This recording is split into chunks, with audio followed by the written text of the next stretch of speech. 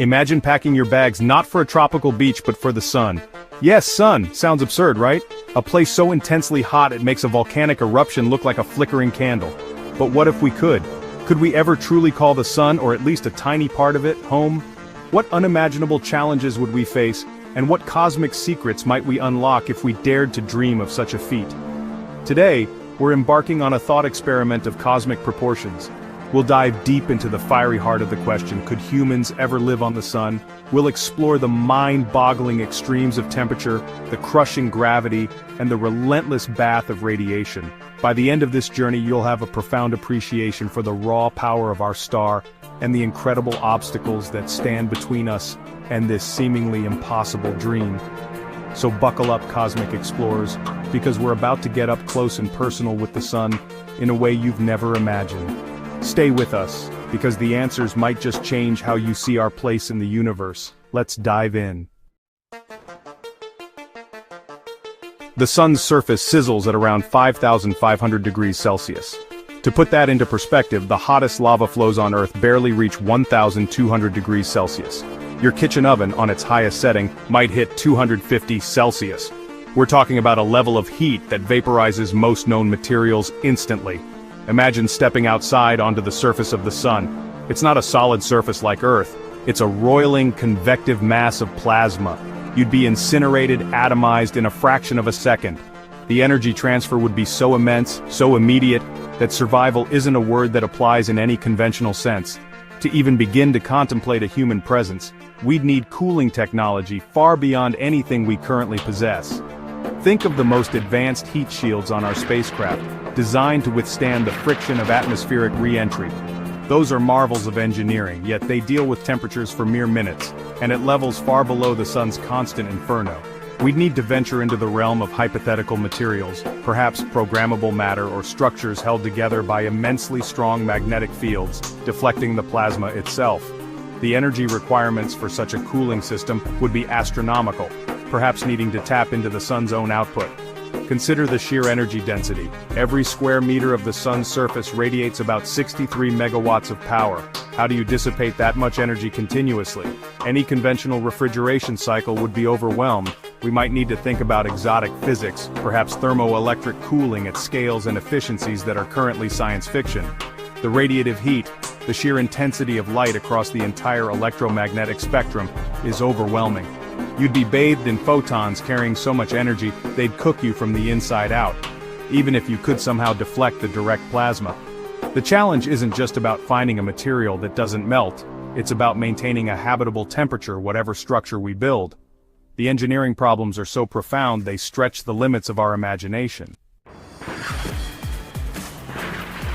Beyond the unimaginable heat, the sun is a colossal nuclear furnace, constantly bombarding its surroundings with a torrent of radiation. This isn't just the gentle sunlight that warms our skin on a summer day. This is a full-spectrum assault, from radio waves to gamma rays.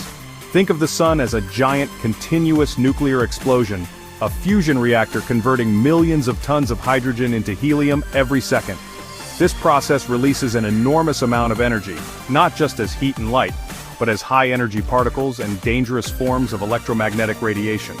We're talking about X-rays, gamma rays, and a relentless solar wind composed of protons and electrons traveling at incredible speeds.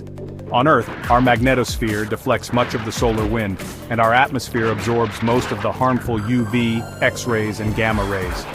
Astronauts in orbit, even within the protection of the Earth's magnetic field, receive higher radiation doses than we do on the surface and must be carefully monitored.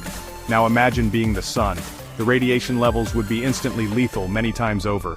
Without some form of advanced shielding, your DNA would be shredded in moments, your cells would cease to function, and you'd succumb to acute radiation sickness on a timescale that's hard to even comprehend. So what kind of shielding could possibly work? Lead is a good radiation blocker on Earth, but we'd need an impossibly thick layer, and it would melt anyway. Water is also a decent shield, but again, the quantities and the engineering to keep it in place and cool would be staggering.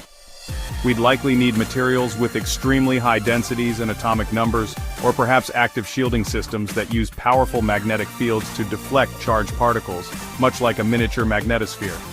The challenge is that different types of radiation require different shielding strategies. A comprehensive shield would need to be a multi-layered, multifunctional marvel.